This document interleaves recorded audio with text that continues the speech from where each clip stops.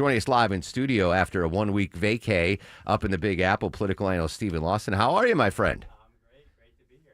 Wait, we got to turn your mic on. There you go. Longoria is mad that he's got to cut the Christmas liners. It's because I was out. They're not on top of their game. How was New York, by the way? It was great. Very cold, but New York Christmas time. It's hard to beat. It's pretty special. Amazing. Well, thanks for coming in. I want to start with this. This is something that's been ongoing for quite some time, and because her and her lawyers have been fighting the subpoena, and that's Lieutenant Governor Burt Jones.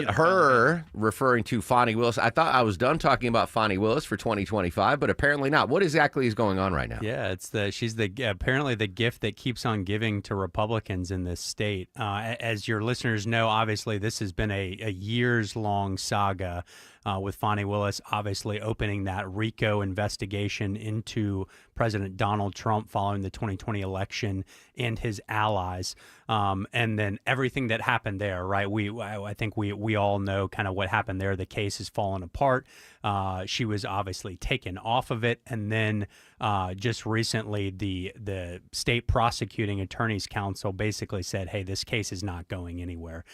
Now what's happened is the state Senate is basically saying, hey, we want answers into how much money was spent on this case, how many manpowers, and what was the overall cost and decision-making behind this.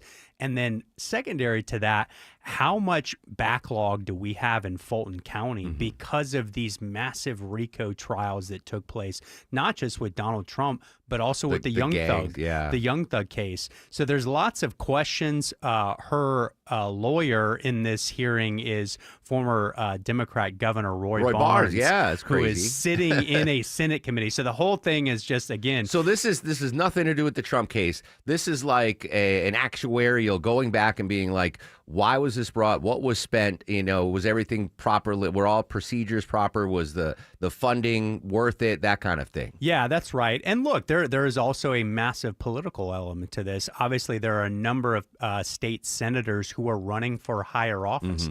This gives them an enormous platform to really talk to the primary voters in their party. So lots of intrigue. It's going to be very interesting to see what comes out of these hearings because she is under sworn testimony. And then subsequent to that, is there legislation next legislative session to prohibit this type of activity? Will anything come of this? I mean, or is this, we're going through the motions. We want to know what exactly occurred during the investigation. Obviously, we had the romance on the prosecution side. But at the end of the day, is Fonnie Willis liable to be held in contempt, or can she face any charges out of this? What's the end game? Yeah, I think the end game is slim on that front. But look, I think it all depends on what she says. Does she somehow perjure herself in this committee? Is there something she says that another judge or attorney or lawsuit could come of this? Obviously, we know the Trump administration, we can be fairly certain that they're tuning into this. But I think farther than that, I think what the General Assembly might look at is how are dollars being spent in our district attorney's office across the state? Are they going after criminals? Are they clearing the backlog?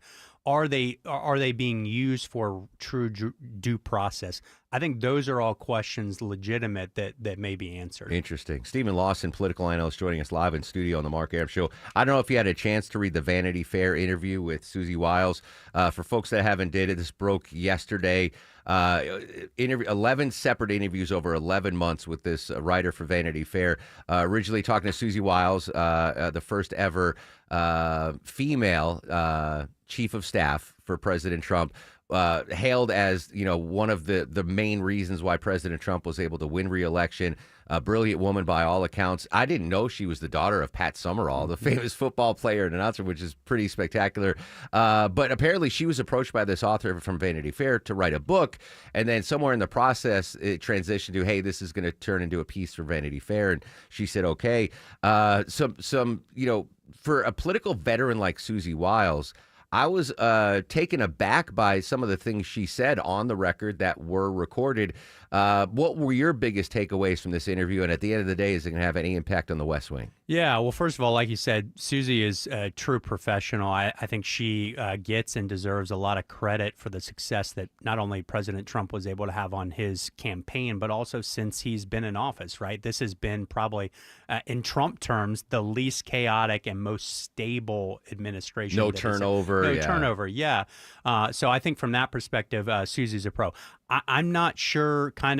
There's a lot of questions. I think she felt a little blindsided by maybe what was on the record versus what was off the record. I think she said that she felt a little blindsided by the process of the interview. At the end of the day, I don't know that this is going to be a deal breaker. Ultimately, if the president has confidence in her, that's all that and he's matters. come out and supported her since then. But in this, there are a couple of things that stood out to me. First, kind of throwing some shade at Pam Bondi, the Attorney General, on the whole handling of the Epstein files. Susie Wiles says there's no client list. I don't know why she was pushing it and the binders and all that. But Pam Bondi came out and spoke publicly. Susie and I are friends. It's no big deal. J.D. Vance, the vice president, she mentioned something that he's kind of a conspiracy theorist. Yeah. He embraced that and said, yeah, when they're true, I love conspiracy theories.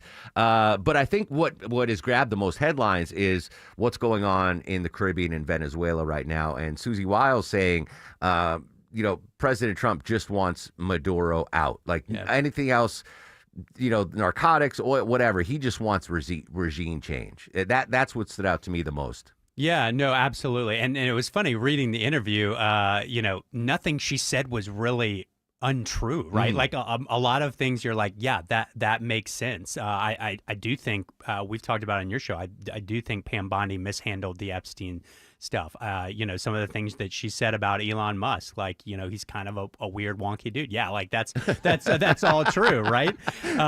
But yeah, central on the Venezuela stuff. I think what people probably miss in this Venezuela context is that that country is part of a larger geopolitical war. This is not just about Maduro, although he is a central figure. He is a demagogue.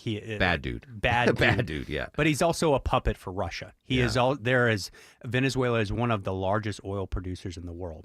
They have the biggest oil reserves in the world, which is crazy. They do. And so there is a lot of politics at play right now. I think, and Susie was totally right to point that out. So there's lots, I think, going on behind the scenes. This is very much a proxy war for a larger war relative to Russia and Ukraine and China in terms of the United States' world dominance. If this escalates militarily, does this not belittle, but take the wind out of the America first, no foreign wars kind of what President Trump ran on? Yes. Or will MAGA get on board with it? Listen, President Trump says this is the right thing to do, then we're going to do it. I think the last thing this administration needs right now is a war abroad. We've talked about on your show, there are so many pressing issues in this country right now. But forget Democrat, Republican. I mean, there are issues that are really impacting in terms of affordability, healthcare that we've talked about.